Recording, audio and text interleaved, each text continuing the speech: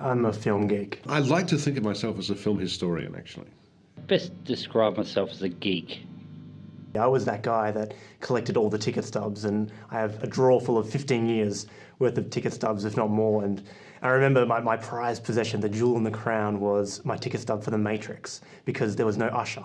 So it was unripped, and this was going to be so valuable, and I had to frame it specially. Casual film goer, but kiddie driven nowadays. I think earlier in my reviewing career I was a bit more of what the academics call a completist. I'm the guy that prints off the Excel spreadsheet of hundreds of films that are on my to-do list, the movies that I still have to see.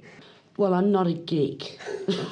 Well, geek, it's a bit still, it's a bit negative, and even though there's this kind of cool geek chic going on, I don't know about that. I think I'm a film enthusiast. And I watch them, and then I highlight them, and I write the date down of when I watch them, because obviously, when the aliens arrive, that'll be a very important document for them. I just love movies. I love the industry. In fact, to a degree, the more I get into the industry, the more I love the industry more than the movies in many ways. I would call myself a film goer. Film buff, I used film buff a lot, but there's not really much that's buff about this. So enthusiast I might go with, or just a man who likes movies. Does that cover it? There's quite a few from, I think it's Return of the Pink Panther, which I use a lot. I think it's the Return of the Pink Panther, where, Peter Sellers, he goes to, at the beginning of the movie, he goes into the museum, into the art museum to look for the Pink Panther, and he slips over on the wax on the floor. And they say to him, "Oh, are you all right?" And he says something, "Yes, of course I'm all right. I'm just inspecting the wax." But there's another line in that movie too where he goes to bug a telephone in the house of the thief, and he rings the doorbell, and the doorbell doesn't stop ringing. And he's disguised as like a telephone communications guy, and he just presses the bell, just as you would, and it just keeps ringing. And he stands there for a minute, and he kind of looks at it, and he pushes it again, and it's continuing to ring, and then he kind of hits it like that, and it continues to ring, and then he puts his tools down, and he gets a little hammer out, and just gives a little tap. It continues to ring. He taps it again a couple of times. It continues to ring. Then he stands there looking at it, and he pulls a screwdriver out. And then he kind of levers it. Oh, he stabs it with a screwdriver, and it continues to ring. And then he kind of levers the whole bell off the wall, and it continues to ring. And then he starts pulling the wire out, and he has all this wire, and he's got it in his hand, and got the hammer, and the door opens by the servant, and he gets his little hammer and just taps the bell, and it stops ringing, and he winds all the wire around the bell and just hands it to him, and he says, "I have stopped your bell from the ringing." There is no charge. Thank you. And just walks into the house, It's like, I love it. It's great. It's really hard, but One Flew Over the Cuckoo's Nest probably was my first really great love for a film. I really, and held on to that. I still to this day, obviously, held on to it as my favourite film. I'm a bit of an old cornball. I still think Citizen Kane is fantastic. I know it's on the top of every list that's ever going. It's still at the top there. And every time I look at it, it's an amazing film. I think it's so incredibly modern. I was recently looking at it and just noticing the use of overlapping dialogue, for instance. 1940. It's used today, through the 70s it came back, and it's the level of invention. Orson Welles just staggers me. By the age of 25, he'd revolutionised radio with War of the Worlds, revolutionised theatre, and then revolutionised cinema, all before the age of 25. The average 25-year-old today is struggling to get out of bed. No, I always say Singing in the Rain is my favourite movie. And I'm not suggesting it's the best movie ever made, but it certainly is my favourite. Favourite in the sense that I can see it over and over again. I would never get tired of it, I don't think. Scarface. just the lines. I just think, that whole gangster thing, to me, I just love it. I was an obsessed Sopranos fan when it came out on the TV, and yeah, it has to be Scarface. Definitely. Al Pacino is just a legend. I could reel off the classics, but it has to be Die Hard. It is Die Hard. It's always been Die Hard. It is my soulmate of a movie. It's the movie I watched most growing up as a kid, which is something I probably wouldn't recommend for other kids. But I do love it. It's my homesick movie. It's my Friday night movie, and it's still one of those few movies that I've seen umpteen times, 20, 30 times, and it still exhilarates me the way it did when I first saw it, or when I saw it for the 10th time or 20th time. It's a really wonderful film with a lot of headshots. Well, it's easy for me because it's Nashville, Robert Altman's film. And I saw that, I heard about it on the radio, and I dashed in to see it all by myself in one of the city cinemas in Sydney. And I was blown away by it. It excited me. It was cinema that was so daring and revolutionary in the way I'd seen cinema up until that point. And I hadn't seen it in a long time. And you know how you say it's my favourite film and you go, oh, I hope it is. Yeah, I really hope it stands up. And then it got a re-release and I saw it again and I thought, no, it's a remarkable, remarkable film. Really daring and powerful. It's like an elegy for everything that was good in America. Gone. I could never do it as well as the original actor, Pete Postlethwaite. Who could ever be as good as Pete? It's from Brassed Off, which would be in my top 10, I think. And it's only a very short little line. Do you know Brassed Off? I do, yeah. It's with tiny. McGregor in it. Yeah, it's just a short little line, and I don't know why it appeals to me, but it just does. And it's when the journalist has come back to join. She's a ride in the movie, and she joins the brass band, and he asks her if she can play, and she says that she's been practicing Rodriguez de Oranjou's concerto, and Pete Postlethwaite says to them, that's orange juice to you. And she says, I've been practicing it, but I'm a bit wobbly. And then she plays it, and there's this beautiful scene with this lovely music, and she's got like the solo on a French horn or whatever instrument is.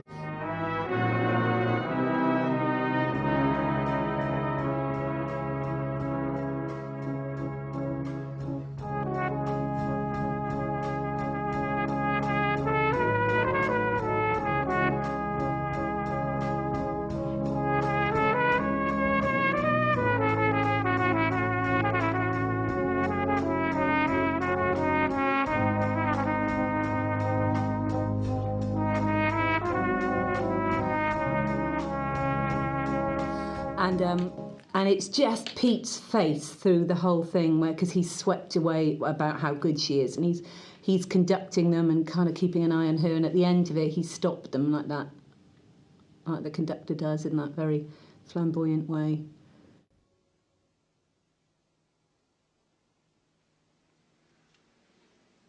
And it just goes silent for a minute, and then he just looks at her and says, and she calls that wobbly. And that's my favourite line. It just delivers it so beautifully. Pokemon movie. Shocking. Absolutely shocking. That was just absolute fucking torture. I always think the worst movies are those with the highest aspirations and deliver the least. And I would suggest the one in my lifetime has been Baz Luhrmann's Australia. I think it promised so much. Baz had been promising us for 2 or 3 years this was going to be his masterpiece. It was going to be Gone with the Wind. It was going to be out of Africa. And it was just appalling. It was just another crazy comedy. It was so camp. It was ridiculous.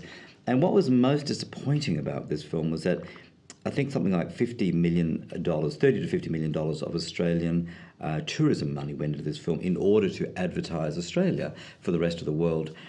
I think the footage was so bad when they took it back to Sydney, they had to recreate half the outback, the Kimberley, on a soundstage in Sydney, and it looked like it. That John Travolta film, the Scientology one, was it Battlestar?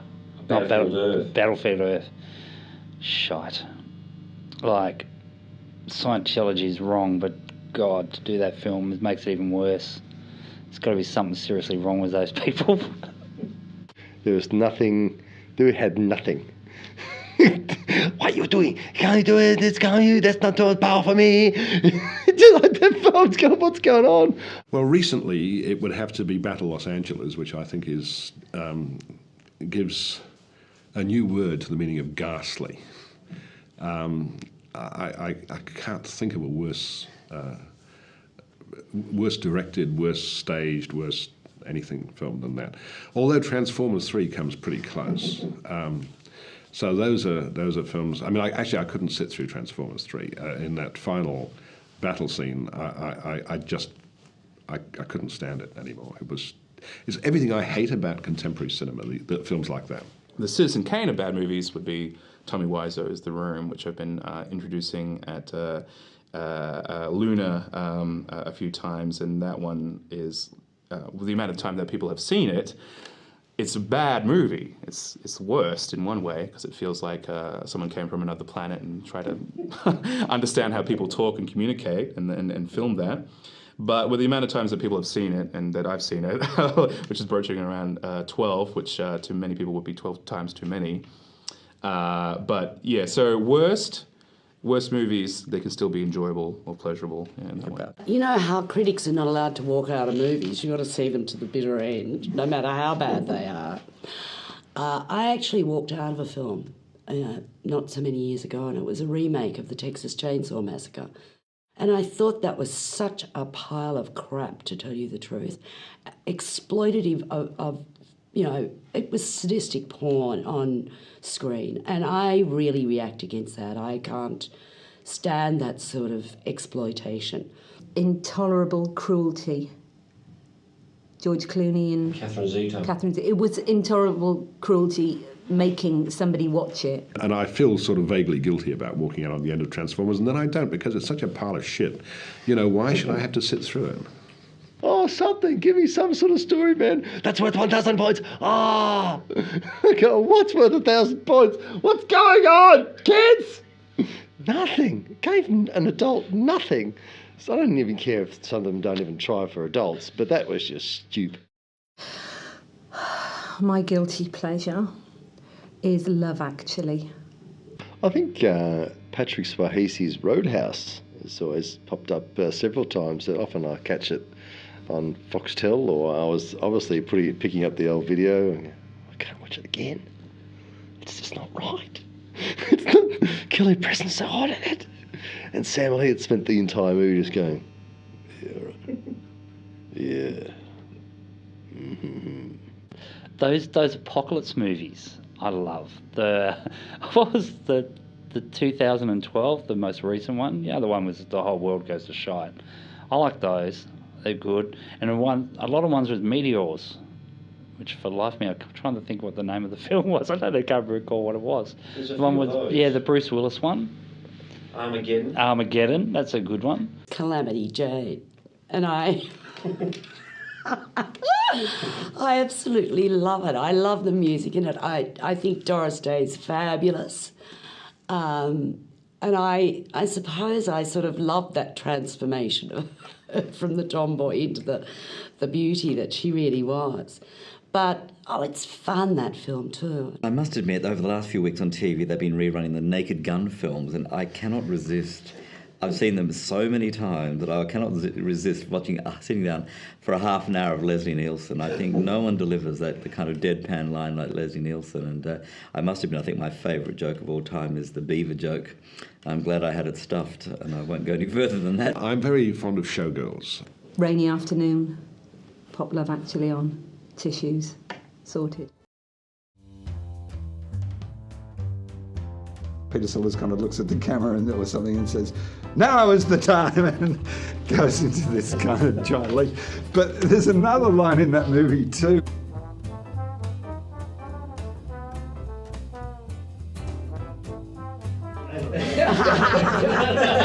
Did you want me to sing?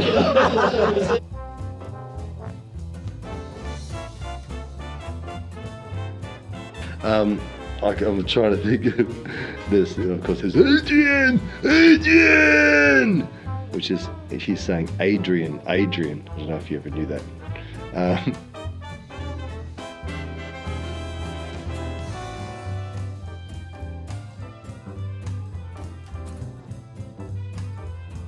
Horror, I know nothing about horror.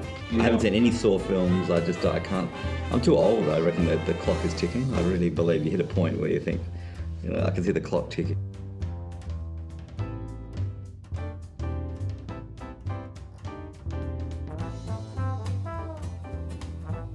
Started to rattle.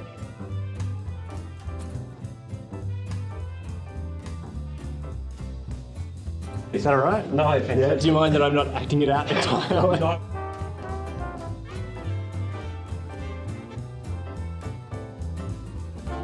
And there's a bit where she's on the beach with her dad. The big wave just comes and that's pretty cool.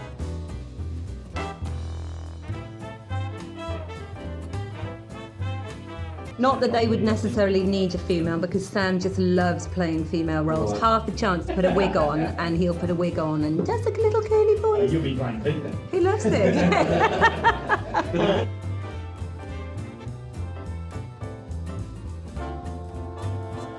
Boom. Shut up and deal. The end.